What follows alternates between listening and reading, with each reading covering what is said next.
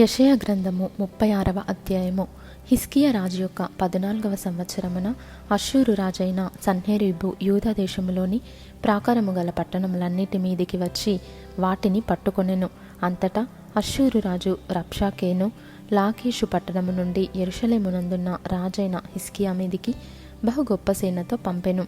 వారు చాకిరేవు మార్గమందున్న మెరక కొలను కాలువ యొద్ద ప్రవేశింపగా హిల్కియా కుమారుడును రాజు గృహ నిర్వాహకుడును నైన ఎల్యాకీమును శాస్త్రియగు షెబ్నాయును రాజపు దస్తావేజుల మీదనున్న ఆసాపు కుమారుడగు యోవాహును వారి యొద్దకు పోయిరి. అప్పుడు రబ్షాకే వారితో ఇట్లనెను, ఈ మాట హిజ్కియాతో తెలియజెప్పుడి. మహారాజైన అష్షూరు రాజు సెలవిచ్చినదేమనగా, నీవిలాగు చెప్పవలెను, నీవు నమ్ముకొను ఈ ఆశ్రయాస్పదుడు ఏపాటి ప్రయోజనకారి?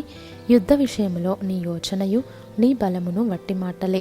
ఎవని నమ్ముకొని నా మీద తిరుగుబాటు చేయుచున్నావు? నలిగిన రెల్లు వంటి ఈ ఐగుప్తును నీవు నమ్ముకొనుచున్నావు గదా. ఒకడు దాని మీద ఆనుకొన్న ఎడల అది వాని చేతికి గుచ్చుకొని దూసిపోవును. ఐగుప్తు రాజైన ఫరో అతన్ని నమ్ముకొని వారికందరికీ అట్టివాడే. మా దేవుడైన యెహోవాను మేము నమ్ముకొనుచున్నామని మీరు నాతో చెప్పేదరేమో సరే. యెరూషలేమందున్న ఈ బలిపీఠమునొద్ద మాత్రమే మీరు నమస్కారము చేయవలెనని యూదా వారికిని యెరూషలేము వారికిని ఆజ్ఞ ఇచ్చి హిజ్కియా ఎవని ఉన్నత స్థలములను బలిపీఠములను పడగొట్టెనో ఆయనే గదా యెహోవా. కావున చిత్తగించి అష్షూరు రాజైన నా ఏలినవానితో పందెము వేయుము. 2000 గుర్రముల మీద రౌతులను ఎక్కించుటకు నీకు శక్తి ఉన్న ఎడల నేను వాటిని నీకిచ్చేదను.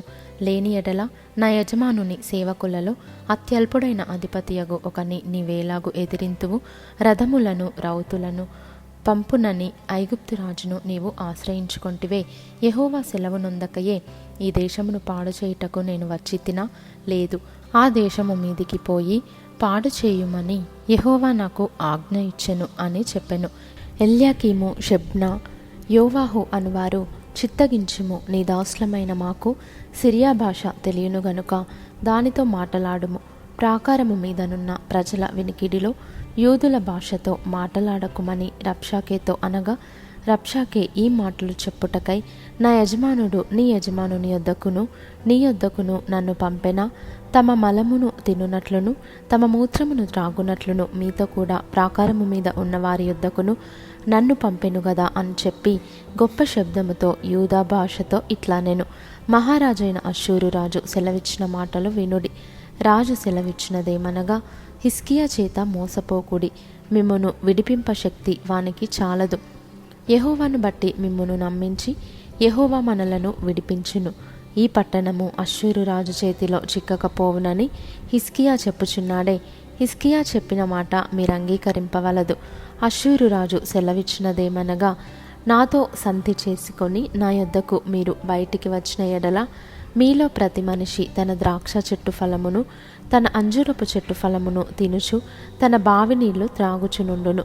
అటు పిమ్మట మీరు చావక బ్రతుకున్నట్లుగా నేను వచ్చి మీ దేశము వంటి దేశమునకు అనగా గోధుమలను ద్రాక్షరసమును గల దేశమునకును ఆహారమును ద్రాక్ష చెట్లను గల దేశమునకును మిమ్మును తీసుకొని పోదును.